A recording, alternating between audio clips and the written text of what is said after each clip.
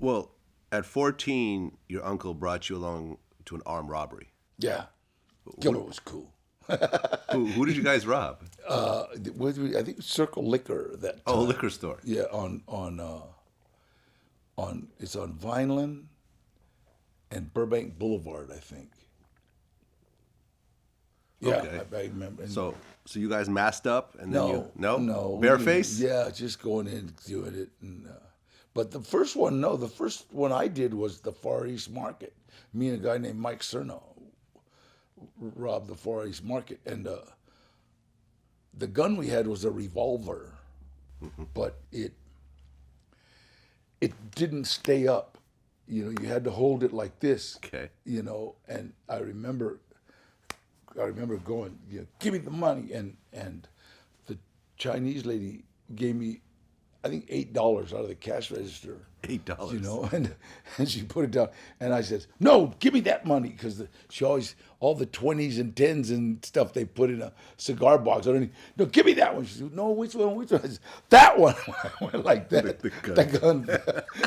And so Mike started laughing, and I grabbed $8. I ran out. So we ran down Lancashire, holding $8, and some man started chasing. You know, it should be in a movie. You know, but Okay, so you were doing armed robberies, 13, 14 years old. Did anything seem crazy about that, or was it just everyone was doing it? So it was kind of like you know, it was exciting, really. You know, and I love my uncle. I mean, I wanted to be. I think one of the things that happened to me was that my what do you call it? My role model picker was broke. You know what I mean? And it's like I remember at 9 or 8, he impressed the hell out of me. Can we say anything? you can say anything you want. Well, you know what? I was like 8 and a half. I remember, but I was already smoking weed, but I was trying to get the girl next door to show me her tits. You know what I mean? Come on, show me. And she wouldn't do it. And then my uncle and a guy named Charlie Diaz, who's beautiful. I love this guy. But they were armed robbery buddies, and they showed up, and they had just did a robbery, and they had a bunch of one. They were like here, you know, they were like throwing the ones away, right? Like, cause just showing off, right? And they threw about, each one of them gave me about 5 or 6 ones and says, "Here, we don't want those chicken shit ones." And they kept the 20s and the 10s, and so now I had about $18. So I went to her and I said, "Hey, I'll give you $3 if you show me your tits." And she said, "Okay." So she showed me her tits, and I said, "I'll give you another dollar if you let me touch them." So I kind of looked at these guys and looked at the way they're all black, all just lowered, just like this. That's what I want to do. Yeah.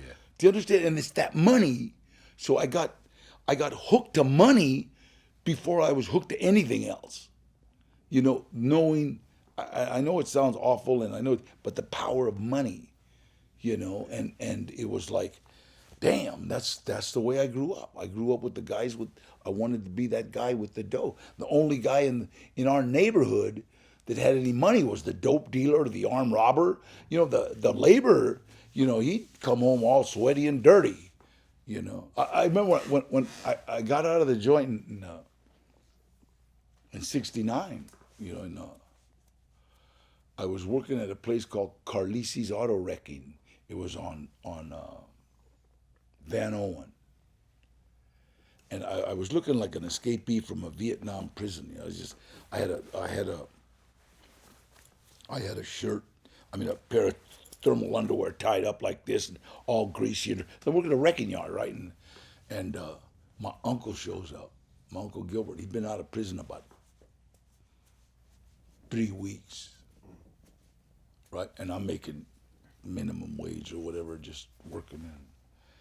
He shows up and he says, "Danny, what are you doing, man?" And he shows up, he's got a brand new Lincoln, beautiful Lincoln, right? And it's '69, roll black, and he gets out and he's got a pair of bolero pants. They were like the style. They were real high waisted kind of pants. You know, almost had like a cummerbund on them, but they were all and she got on $200 shoes. You know, 200 for the right one and 200 for the left one. It's beautiful.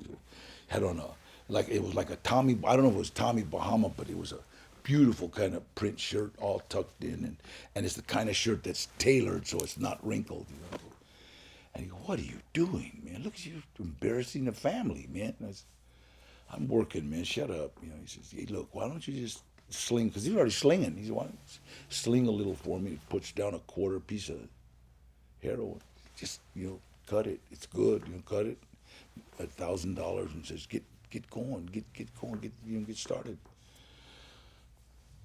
And I remember thinking how easy it would be, and I got like there's 10 grand right there in that quarter ounce, and I remember screaming no, and I grabbed the grand, I grabbed the 1,000, and I went back, and I'm sitting in this abandoned car feeling like shit, and I watched him split in his new Lincoln, and just thinking, where am I going? I remember Frank Russo, my sponsor, right?